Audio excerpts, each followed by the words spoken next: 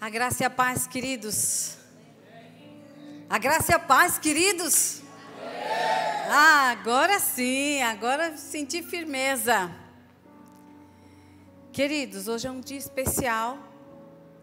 Nós vamos celebrar ao Senhor a ceia. Para mim é um dos dias mais especiais. E eu tenho para mim, quando é ceia, é um dia de muita alegria. É um dia de regozijo. É um dia de louvor, porque nós estaremos neste momento lembrando do sacrifício de Jesus, de tudo o que Ele fez por nós, e como um memorial de dizer, olha, um dia nós estaremos com Ele, ceando com Ele, todos na glória. Amém? Aleluia! E eu sei que o Mateus está fazendo uma sequência de estudos, Casa Forte, não é? É isso ou não é, igreja? É? Isso, Casa Forte. E hoje eu não vou fazer diferente. Vamos continuar a ministrar sobre Casa Forte. Eu quero falar aqui sobre uma família muito querida, uma família que foi antecessora, uma família que precedeu a linhagem de Jesus. E eu quero ministrar porque hoje é ceia. Então falar desta família vai ser uma honra, por tudo que essa família passou, por toda a obra de Deus, por tudo que o Senhor fez na vida dessa família, na forma como Deus operou na vida dessa família. E que desta família veio a linhagem de Jesus.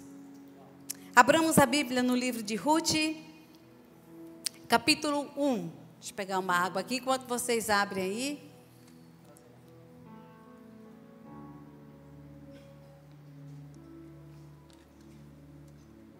Ruth, capítulo 1.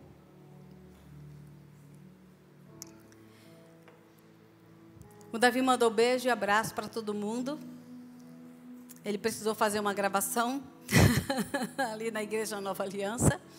E pense numa pessoa que queria estar aqui com a gente. Ele veio aqui mais cedo, me trouxe, me ajudou a montar a mesa. E foi para lá, cumprir ali com as obrigações dele, de fazer a gravação. Mas queria estar com a gente. Estava com o coração partido, dividido. Mas enfim, estamos dando prosseguimento àquilo que Deus nos ordena, sendo obediente ao Senhor em todas as coisas, amém? Ruth 1. Já projetou ali o Extras, obrigada. Eu vou ler, eu acho que vou parando para ir já falando, para não ter uma leitura muito longa e ter que voltar de novo, beleza? Então, me segue, fica comigo. Nos dias em que julgavam os juízes, houve fome na terra, e o homem de Belém, de Judá, saiu a habitar na terra de Moabe, com a sua mulher e seus 2 filhos.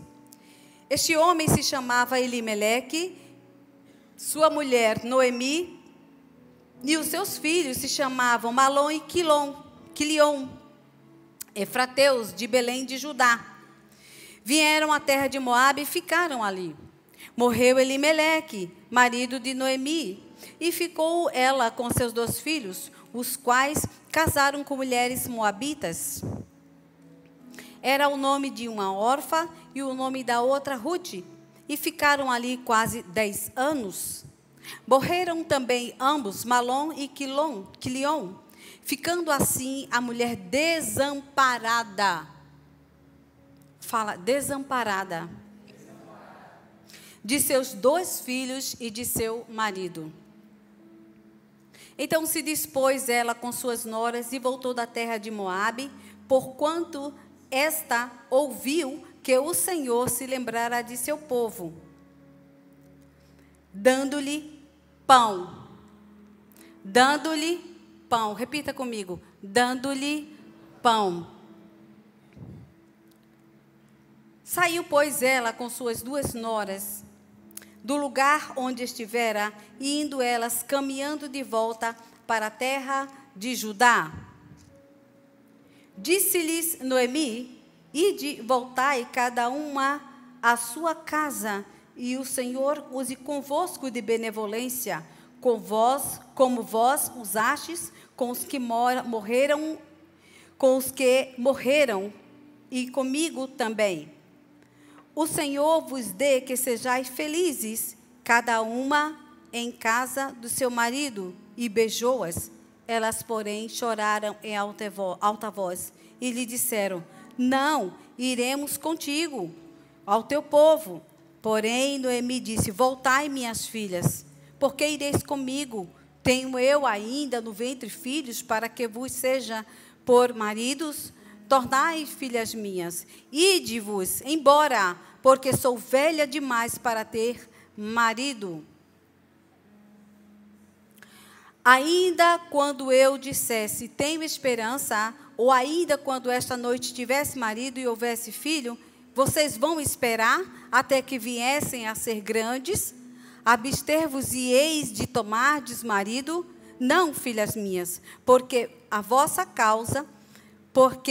por vossa causa a mim me amarga o ter o Senhor descarregado contra mim a sua mão. Então, de novo, choraram em alta voz. Orfa, com um beijo, se despediu da sua sogra, porém Rude se apegou a ela. Disse Noemi: eis que tua cunhada voltou ao seu povo e aos seus deuses. Também tu volta após a tua cunhada. Deixa eu fazer uma pausa aqui e a gente continua ainda com a leitura.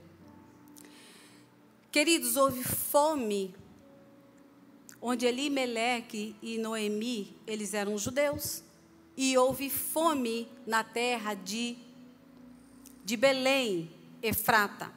Belém significa casa do pão. E houve fome naquele lugar. E eles foram para a terra de Moabe. Hoje a terra de Moabe é onde é a Palestina. Eles foram para lá. Eles tinham 2 filhos, Malom e Quilom. Morreu Elimeleque, morreu os 2 filhos, que se casaram com mulheres moabitas. E quando o texto diz que ela ficou desamparada, ela realmente estava desamparada. Naquele tempo, uma mulher sem marido e sem filho para herdar a herança, como que ela iria viver? E ela estava numa terra que não era a terra dela. Mas como ela ouviu que lá já não havia mais fome, na terra dela, casa do pão, não havia mais fome. E ela falou: eu vou voltar para lá. Mas ela falou para as meninas, para as noras. Veja, era uma família. Aquela família estava destruída. Só havia a mulher viúva, 3 viúvas. 3 viúvas. A família estava destruída. E ela foi. Só que ela falou para as noras: olha, vocês estão desobrigadas. Vocês não são obrigadas a ficar comigo. Eu vou voltar, porque é a minha terra.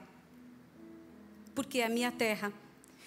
E além do mais, eu não tenho mais como ter filhos para que vocês possam casar com os outros filhos meus. Não tenho como. Não tem como. Uma das filhas, chamada Orfa, das noras, porque no hebraico, quando o marido se casa, no caso, por exemplo, Rebeca, minha filha, ela se casou com Mateus. A minha família recebe Mateus como se fosse nosso filho. Que lindo, né? E da mesma forma, quando o filho se casa, no caso Caleb se casou, e eu recebi a Miriam como nossa filha. Então, eles eram considerados como filhos. Então, essas duas famílias, essas duas noras, elas tinham um apego com Noemi. Porque na cultura judaica não era a cultura delas. Elas tinham outros deuses. Eu estou aqui falando desse contexto para a gente entender o nível de sofrimento que elas estavam passando. Naquele tempo, elas aprenderam sobre as leis de Deus. Elas foram aprendendo com Noemi. Elas foram entendendo e elas sabiam que o povo judeu era o único povo, dentre todos os povos, onde eles respeitavam as mulheres. E havia leis que cobriam as mulheres. Haviam leis que as mulheres não podiam ficar desamparadas. Elas entendiam isso. Elas compreendiam o Deus de Noemi, o Deus de Elimeleque, o Deus de Quilom, o Deus de Malom. Elas conheciam eles. E elas entendiam também que nos deuses que elas adoravam, né, eram deuses que permitiam a poligamia. E o nosso Deus é o único que não permitia a poligamia. Você teria que ter uma esposa só, não mais de uma. Porque Deus é único, Deus é um. Primeiro mandamento dos 10 mandamentos. Ouve, Israel, só terás o teu Deus, somente a mim adorarás. E a nenhum darás outro culto. E elas sabiam disso, elas entendiam isso. Então, debaixo desse casamento, elas tinham segurança, elas tinham um abrigo, elas tinham segurança, elas tinham conforto. Então, elas estavam debaixo de uma segurança notável, porque eles estavam debaixo daquilo que Deus já tinha ordenado no casamento. E aquela região que adorava outros deuses, não era assim. Não era assim. Mas quando eles morreram, Noemi resolveu voltar, porque ela sabia que ela não teria nenhuma chance numa terra onde adoravam outros deuses. E ela mesmo com tanta dor, tanta amargura, ela falou: eu vou voltar. Eu vou voltar. E quando ela chegou para Orfa, e quando ela chegou para Ruth, ela disse: filhas minhas, podem voltar. Eu vou voltar sozinha. Aí elas: não, a gente não vai deixar. E ela insistiu: não quero, vocês não precisam. Orfa era uma nora, e o seu nome significa aquela que dá as costas, aquela que separa.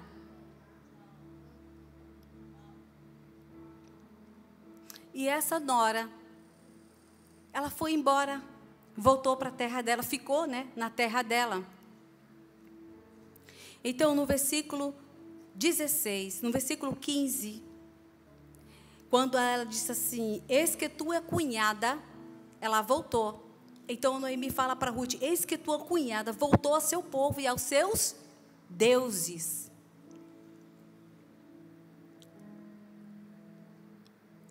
E aqui eu já quero fazer uma primeira pergunta para você. Ao primeiro sinal de problema na sua vida, você vai voltar? Você vai separar do Senhor? Você vai se voltar as costas ao Senhor? Porque ela conhecia o Deus que servia. Mas Orfa voltou. E Noemi disse que foi e voltou aos seus deuses. Porém, Ruth,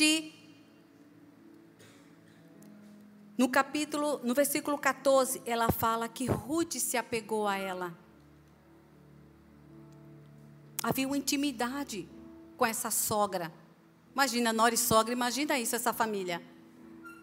É meio difícil achar hoje, né? Sogra e nora se dando tão bem, né?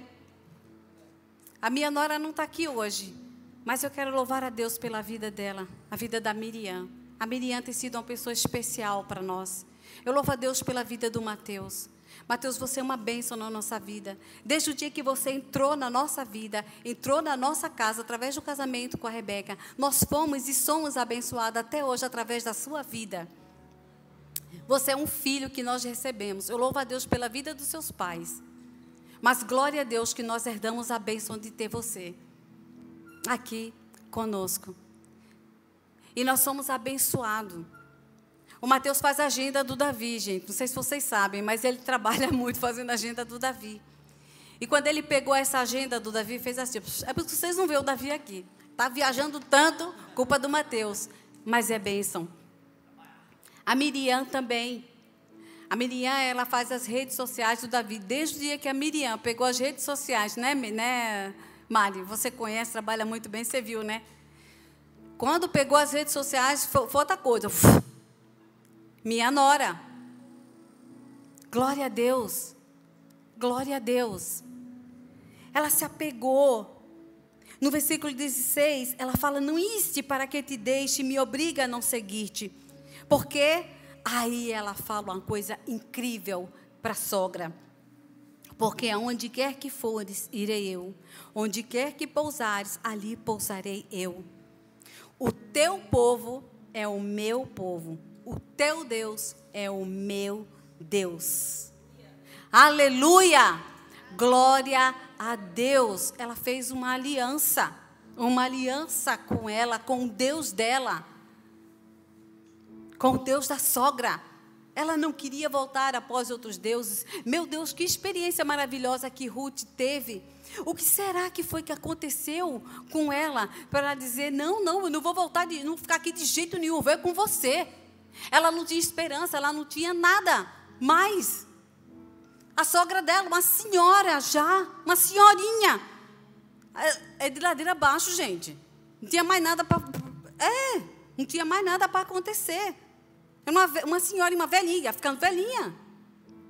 Mas ela disse: eu vou com você, não vou te deixar. E ela fez uma aliança com ela. E ela fez uma aliança com Deus aquela hora.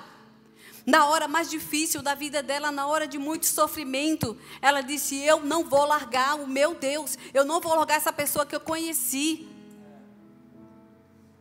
Tanto é que Noemi, sendo judia, sendo uma pessoa que nasceu de sangue, dentro do povo de Deus, não falou palavras tão lindas e tão profundas. Pelo contrário, a gente vai ver o texto.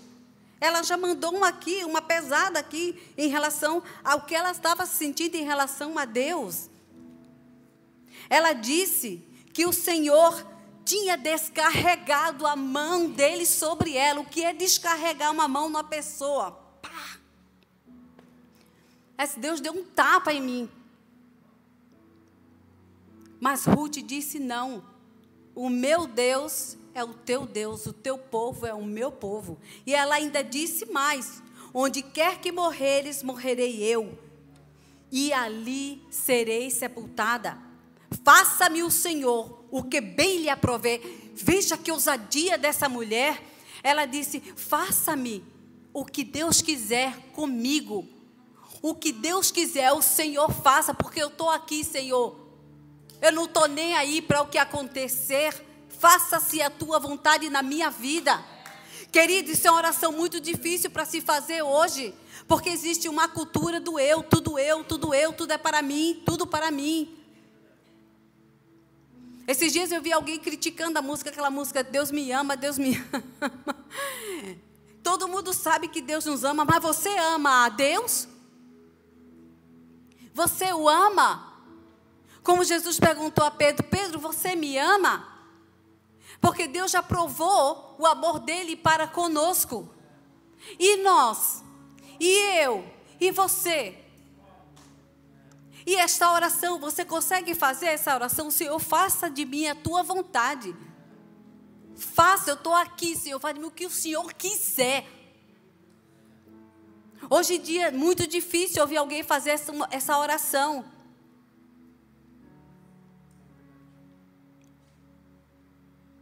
Será que nós temos coragem de fazer a oração que a Ruth fez? Senhor, faça de mim o que você quiser. Faça de mim o que você quiser. Então ambas se foram e chegaram a Belém. Chegaram à casa do pão. Aonde que elas chegaram? Chegaram à casa do pão.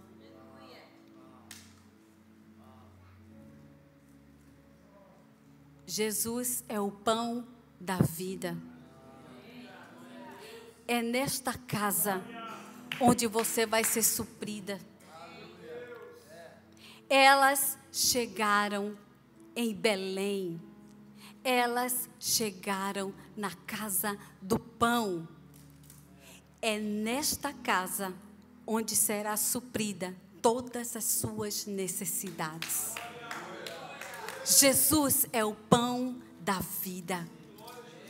E quando você entra em Jesus, todas as suas necessidades são supridas. Todas as suas necessidades. Ainda mesmo que você esteja em sofrimento, porque nós estamos no mundo, e no mundo nós temos aflições. Mesmo que você esteja em sofrimento, Ele estará com você. Ele nunca deixará você, porque você está nele. Você entra na casa do pão. Você é alimentado por Jesus. A tua alma será farta por causa de Jesus. Você será sustentado por Jesus. Não importa o deserto que você esteja, você será sustentado por Ele.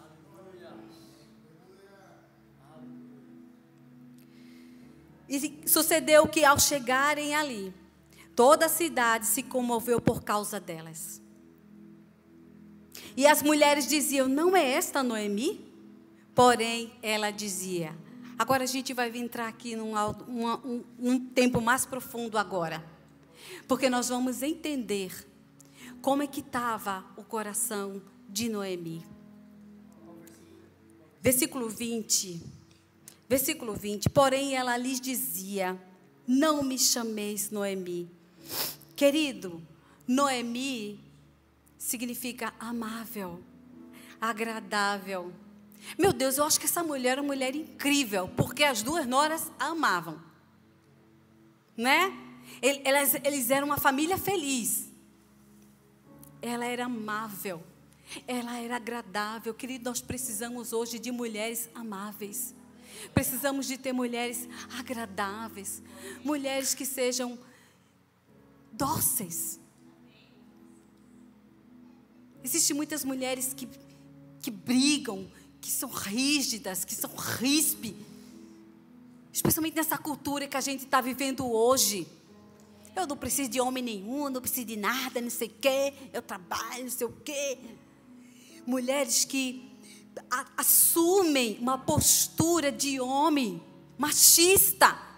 Nós precisamos de mulheres amáveis, mulheres doces, mulheres que sejam queridas. Noemi era amável, Noemi era doce. Quem é que não se sente bem estar com uma pessoa que é amável? Estar com uma mulher que é doce, uma mulher que é querida. Quem é que não quer conviver com a mulher desta? Noemi, ela disse, ainda no 20, não me chame de Noemi, meu Deus. Me chama de Mara, porque em grande amargura me tem dado, porque grande amargura me tem dado Todo-Poderoso. Noemi já não mais se identificava como amável, como doce. Porque as feridas da alma, as lutas e as provações a deixaram amarga. E ela mudou a identidade dela. Ela disse que ela era amarga. Ela disse que ela era Mara. 21. Ela continua dizendo, é uma pessoa amarga falando. Ditosa eu parti, porém o Senhor me fez voltar pobre. Quer dizer, ditosa é toda poderosa, maravilhosa, com toda a provisão, voltou bem, estava indo bem com a família formada, a coisa mais linda do mundo. E o Senhor me fez voltar pobre. Perceba, queridos, uma pessoa que está em amargura, ela nunca reconhece a própria miséria dela. Ela culpou a Deus pela amargura que ela estava vivendo. Ela disse: ditosa eu parti, porém o Senhor me fez voltar pobre. Querido, uma pessoa que está em amargura, ela jamais tem a capacidade de reconhecer a sua própria miséria. Ela vai culpar a Deus. Queridos, e quantas pessoas estão culpando a Deus pelas suas misérias, pelas coisas ruins que aconteceram na vida, como se Deus tivesse fazendo, vou fazer de propósito e culpa a Deus.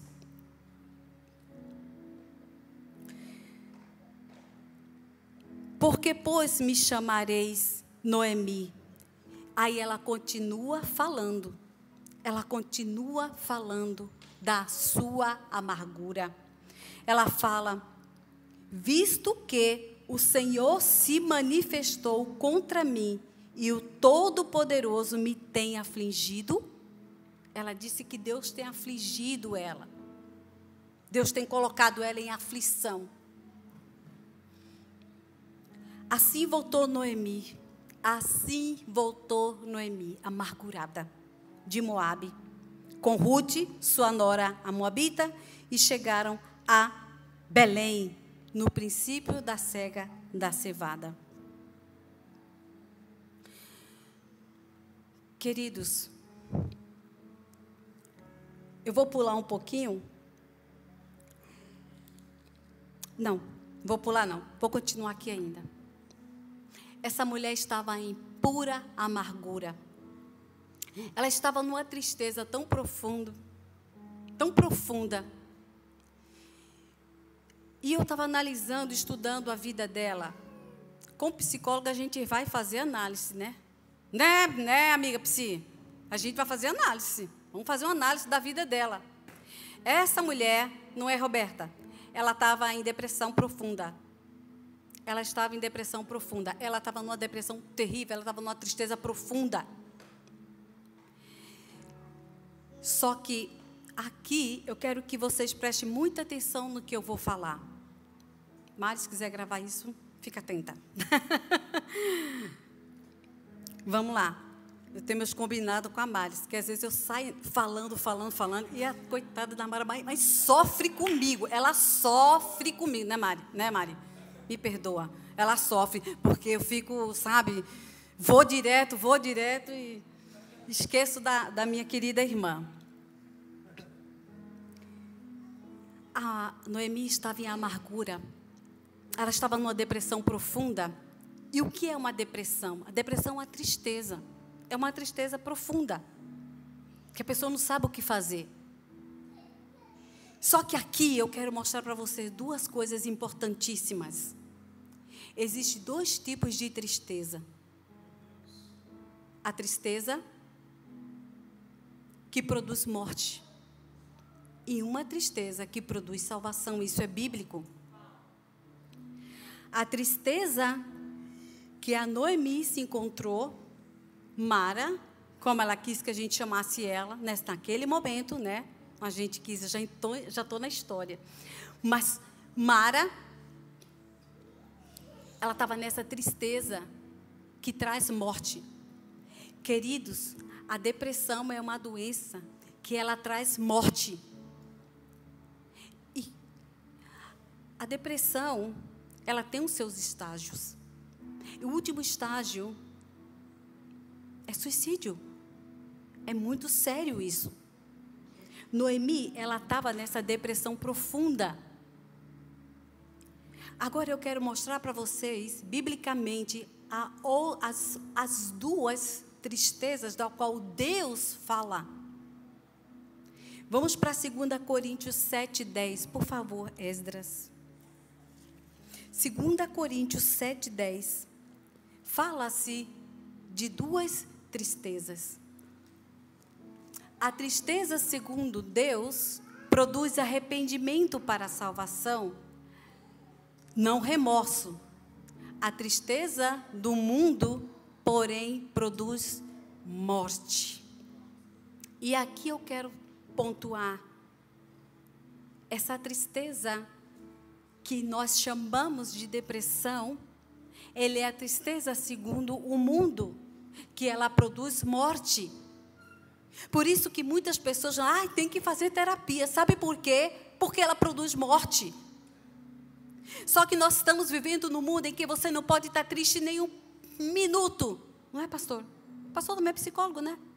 Não pode ficar tristeza, não pode ficar triste, né? Nem um... Pois é. Parece que a gente não pode ficar triste. Nem um pouquinho, mas tem uma tristeza que Deus fala, você deve ter essa tristeza. Porque essa tristeza é para arrependimento. Essa tristeza é uma tristeza que é gerada pelo Espírito Santo. Porque a gente não vai ficar culpando a Deus pelas nossas mazelas. A gente não vai ficar culpando a Deus pelos nossos problemas. Mas pelo contrário, é dar um passo para trás e pensar. E aquela tristeza, você fica ali pensando e meditando, Senhor, o que foi que aconteceu? E o Espírito Santo começa a ministrar o seu coração. Você começa a entender de coisas que você precisa mudar. De coisas que vocês precisam mudar na sua vida, de transformação. A forma de como você vê Deus. Será que você está vendo Deus de uma forma correta, culpando Ele de tudo? Porque se você culpa tudo, você está dizendo, então Deus errou em alguma coisa, e Deus não erra em nada. Então alguma coisa está errado. Então quando você abre seu coração para Deus, e você vem e está triste, diz, Senhor, ministra o meu coração. Ele começa a mostrar para você. Ele começa a dizer para você sobre essa tristeza. Por que você está triste? Você começa a olhar para trás e começa, meu Deus, tem muita coisa, realmente tem muita coisa que eu preciso arrumar na minha vida. Eu fiz muita besteira. Eu preciso me organizar de novo. E só através do arrependimento é que nós podemos novamente dar meia volta, como nós vimos semana passada, dar meia volta e dizer, o caminho é esse, eu vou voltar por esse caminho, que é o caminho do arrependimento. Aí você encontra salvação. Aí você encontra luz. Aí você encontra vida. Porque você começa a ver Jesus. Você começa a ver Jesus. Você começa a ver o que Jesus fez por você.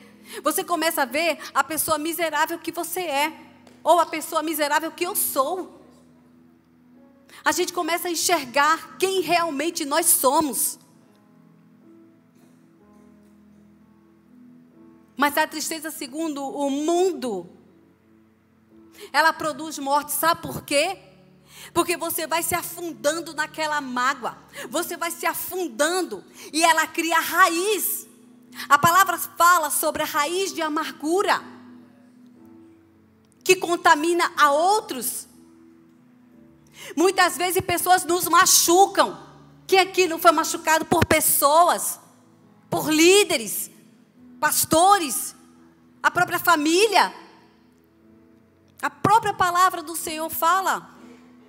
Quando Jesus vier aqui pisar lá no monte, ele vai dizer assim, os irmãos, né? Vai dizer assim, os judeus vão dizer, irmão, que ferida é essa nas suas mãos? Ele vai dizer, foi ferida na casa dos meus irmãos. José foi vendido pelos seus próprios irmãos. Que ferida, que mágoa. Quantas vezes nós somos feridos pelos nossos próprios parentes. E muitas vezes nos afundamos nessa mágoa, nessa dor, e nós não queremos perdoar, porque acha que perdoar é dizer, tá livre. Não, querido, perdoar não é isso não. Perdoar é para nós mesmos, é para o nosso próprio bem. Quando nós perdoamos o outro, A gente deixa de carregar, a gente fala, Deus está aqui essa pessoa. Ela fez isso. Eu clamo a tua justiça sobre a minha vida. Mas eu coloco ela no teu altar, porque confio na tua justiça, que tu és o único juiz. É uma pessoa que vai saber fazer a justiça da forma certa, da forma correta, justa e verdadeira. Está aqui, Senhor, nas tuas mãos. Eu não quero mais isso na minha vida. Você está livre daquele fardo. Você está livre. Essa tristeza, ela traz salvação. Ela traz libertação. Se você quer ser liberto, se pessoas te feriram, se pessoas fizeram coisas muito ruins com vocês, perdoe. Perdoe, porque Deus é justo. Em Salmos fala que justiça e juízo é a base do trono de Deus. É a base do trono de Deus, é justiça e juízo. Deus é capaz e suficientemente poderoso de trazer a justiça sobre a sua vida. José foi vendido pelos seus irmãos por pura inveja.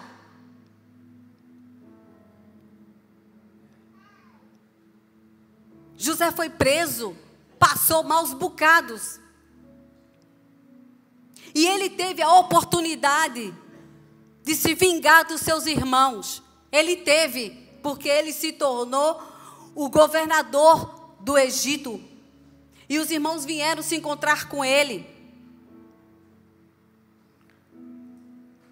Essa tristeza, segundo o mundo, ela traz morte. Porque essa tristeza não conduz para o arrependimento. Essa tristeza faz com que você pense assim: olha, você é a vítima. É para ficar assim mesmo. Agora morre. A palavra do Senhor fala que Satanás veio matar, roubar e destruir. O ladrão veio para matar, roubar e destruir. É isso que ele quer. Ele veio para matar você, ele veio para destruir, para tirar a sua paz. Deus é Pai. E Ele é suficientemente capaz de curar suas feridas, de curar as suas mágoas. Lembre-se, você está na casa do pão. Jesus, Ele é o pão da vida. Ele deu a sua vida para que nós tivéssemos hoje vida. Então, se você precisa perdoar alguém hoje, perdoe. A vingança pertence ao Senhor. A ira e a justiça pertence ao Senhor, não nos pertence. Não pertence a você, querido, porque você não vai saber. Você não vai saber dar o troco como deveria dar. Só o Senhor. Essa tristeza, ela produz vida. E a tristeza, segundo o mundo, ela traz morte. É por isso que essas pessoas, elas se suicidam. Porque elas nunca vão encontrar a luz no fundo do túnel. No fim do túnel. Nunca. Nunca. Então, muitas vezes eu vou tratar pessoas que estão em profunda depressão, eu procuro saber cadê a raiz da amargura. O que aconteceu com você? Que você está tão amargo. O que aconteceu? Para que a pessoa alcance a misericórdia de Deus. Que a pessoa alcance a salvação, para que ela alcance vida, essa pessoa consiga viver com vida, como José viveu, vida em abundância. Nós precisamos entender que não é só uma questão de salvação, mas é viver na plenitude de Cristo. Você precisa viver na plenitude de Cristo, não precisa viver guardando a mágoa, guardando a tristeza, viver com ódio de pessoas. Viver na plenitude de Cristo. E foi isso que Ruth viu. Ruth viu em Deus. Meu Deus, eu quero viver na tua plenitude. Eu sei que em ti alguma coisa boa vai acontecer. Porque os planos que eu tenho para você é plano de paz, de coisas boas para dar o fim que deseja, não de coisas ruins. E Ruth sabia disso. Ruth sabia disso.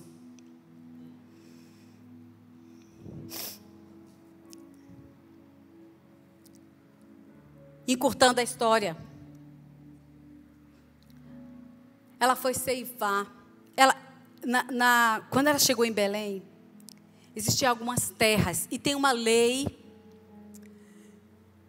de Deus que fala assim. Porque todo mundo tinha campo, né? Na verdade, né? Era o campo, o polo ali era esse, não eram outras coisas. Então, quem tinha seus campos, eles eram obrigados, tá? Quando colher, não colher tudo. Aquilo que caísse no chão era para deixar para as viúvas, os pobres pegarem do chão. Era uma lei de Deus. E quando ela foi num determinado campo pegar, que a sogra mandou, olha, Ruth, vai lá, pega lá.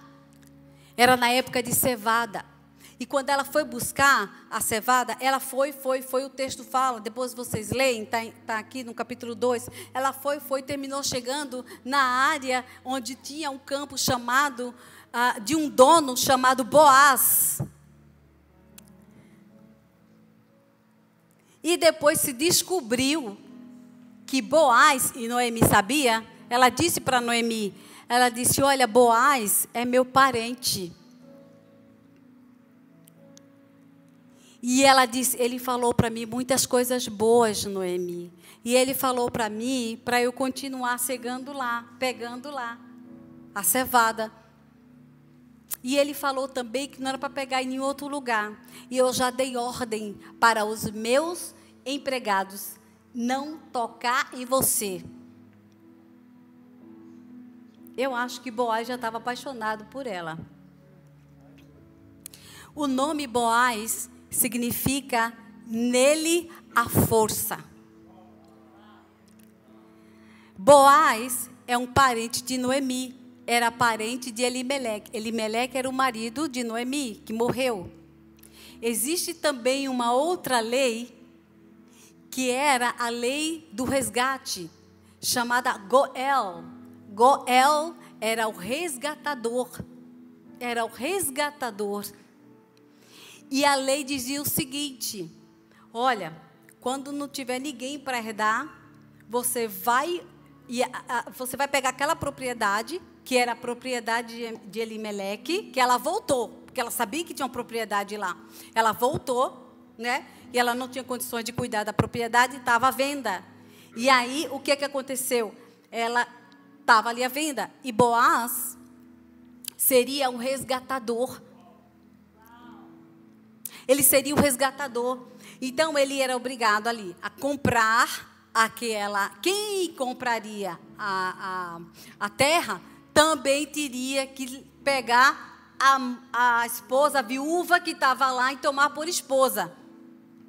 Só que no meio desse rolo todo, né?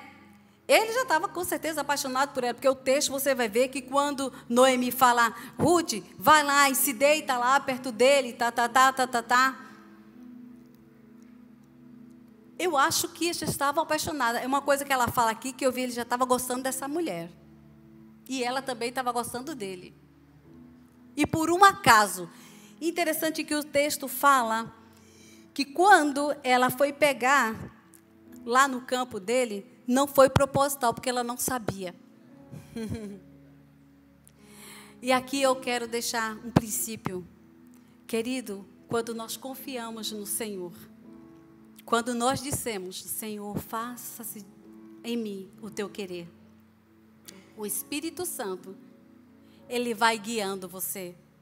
A palavra do Senhor fala que nós somos guiados pelo Espírito Santo.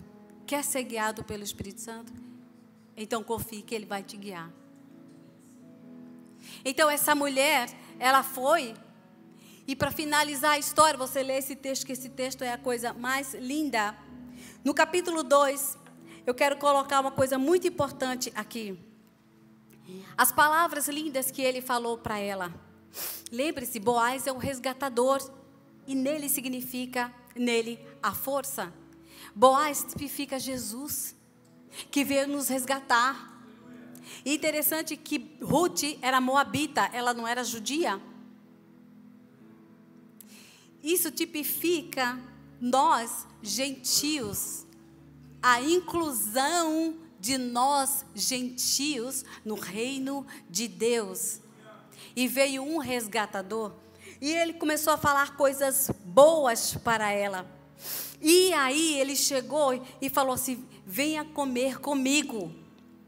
No capítulo 2, no versículo 14, e aqui eu encerro essa parte. A hora de comer, Boaz lhe disse: achega-te para mim e come do pão, e molha no vinho o teu bocado. Ela se assentou ao lado dos segadores, e ele lhe deu grãos tostados de cereais. Ela comeu e se fartou, e ainda sobejou. Veja bem, se Boaz, ele tipifica Cristo, Ruth, os gentios, nós, vocês. Quando ele diz: senta-te aqui para comer do pão e molha do vinho teu bocado, quem foi que fez isso? Na última ceia com os discípulos. Oh, aleluia! Foi Jesus. Ele convidou esta mulher. Ele era um homem muito rico. Ele era riquíssimo. A fazenda dele, uau, era terras e mais terras. Ele chamou ela: senta comigo. Ô Ruth, vem cá, senta comigo. Você é moabita? Mas senta comigo. Vamos tomar o vinho juntos. Vamos comer o pão juntos. Ele a convidou. Hoje, Jesus te convida. Senta aqui comigo. Senta aqui comigo. Come do meu pão, que o meu pão vai te fartar. Toma do suco da uva. Ele vai te curar. Ele vai curar a amargura da sua alma. Ele vai curar você dessa tristeza. Ele vai tirar você dessa tristeza. Senta comigo. Se alegra comigo. Jesus está nos chamando para nos alegrarmos com Ele. Você precisa de receber a alegria de Deus. Você precisa receber. Em meio à luta, tudo que você está passando, você precisa receber a alegria de Deus na sua vida. E é interessante que logo que Jesus comeu do pão, tomou o cálice com seus discípulos, Jesus foi pagar o dote. Jesus morreu na cruz. E o que acontece aqui com a história de Ruth e Boaz? Ele conversou com Ruth. Ele conversou com ela quando ela se deitou ali do lado. Ela não teve relações com ele. Ela se deitou do lado ali, porque ele estava alegre do vinho. E terminou dormindo por ali mesmo, ficando ali. Ela foi e se deitou ali do lado. Quando ele acordou assustado: meu Deus, mulher, o que você está fazendo aqui? Ela fez um pedido para ele. Ela pediu uma coisa muito importante para ele.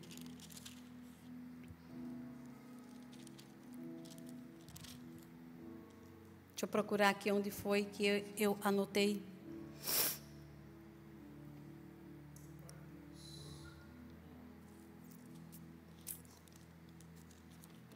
Deixa eu ver onde foi.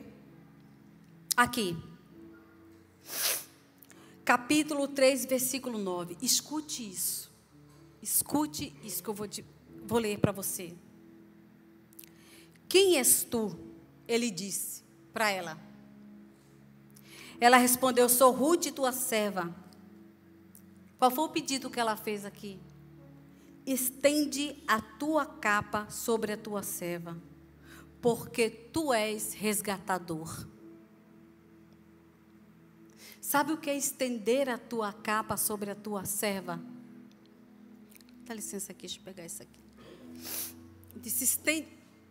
Disse que capitia. Essa está muito pequenininha. É do Gabi essa, né? Ela disse, estende a tua capa sobre mim. E ele estendeu.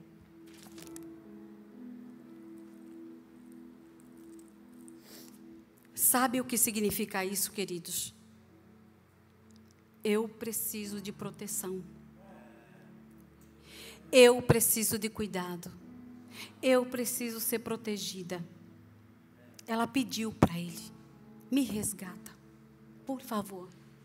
Você é o único que pode fazer isto. E num casamento hebraico, judeu, a noiva tem que dizer sim. Ela tem que dizer sim, eu quero me casar com você. Boaz, com certeza, já estava morrendo de amor por ela. Porque jamais ele ia falar tanta coisa boa que ele falou. E chamar ela para tomar vinho e pão. Mas ela precisava dizer sim. Ela precisava dizer sim. E no casamento judaico, existe um ato que eles fazem.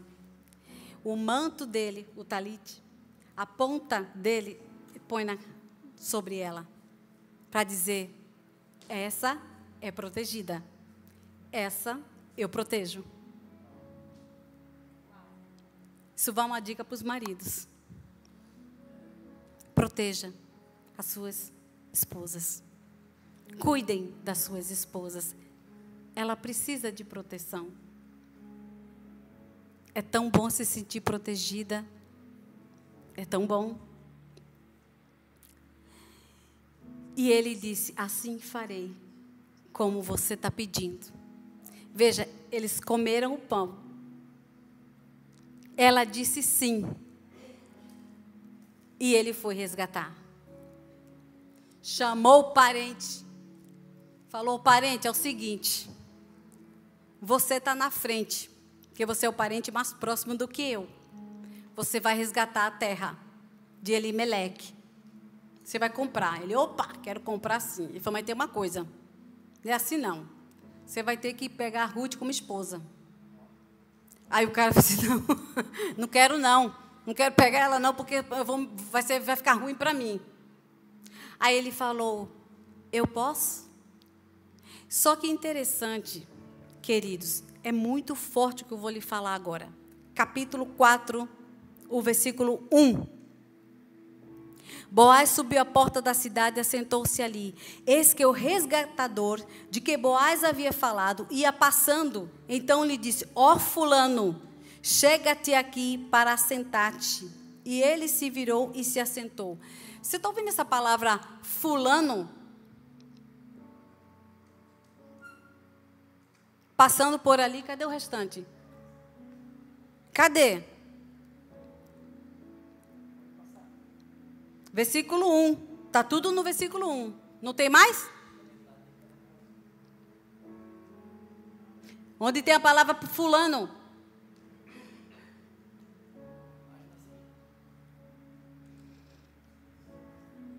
Quem tem Bíblia aí? Você precisa ler isso, porque é algo muito sério que eu vou falar agora. Aí Boaz falou, ó fulano, chega-te aqui. Cadê o fulano? Quando eu estava estudando isso e fui procurar essa palavra no hebraico, pasme, essa palavra é como se fosse ó Satanás. Foi. Eu fiquei chocada. Chocada. E nem foi para estudar essa palavra, vou achar uma outra palavra. Satanás? Jesus tomou o pão e o vinho com os discípulos. Foi pagar o dote. Resgatar de Satanás. Resgatar das mãos do diabo. Boaz tipifica Cristo, nele a força. Boaz, depois de ter ceiado com a futura esposa dele, ele foi resolver o problema do resgate. e falou: ó, fulano, vem cá. Você tem direito porque você é mais... Você tem direito porque você está mais achegado. Quer dizer, quem tinha o direito sobre o homem? Quem era? Satanás. Tinha direito sobre o homem, porque o homem entregou toda a autoridade. E Boaz, aquele que tem força, fala assim: ó, Satanás, senta aqui. Vamos. E aí? Vai resgatar ou não? Ele disse: não. Não quero aquela mulher, não.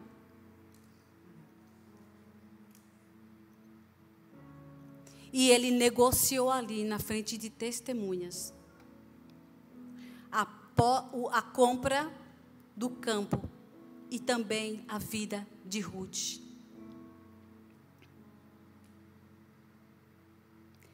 E Jesus nos resgatou. Esta família se tornou uma família linda, porque quando Ruth casou com Boaz, ela teve um filho chamado Obed. Obed foi pai de Jessé, e Jessé foi pai do rei Davi. Ruth e Boaz foram bisavós de Davi, do rei Davi. A linhagem de...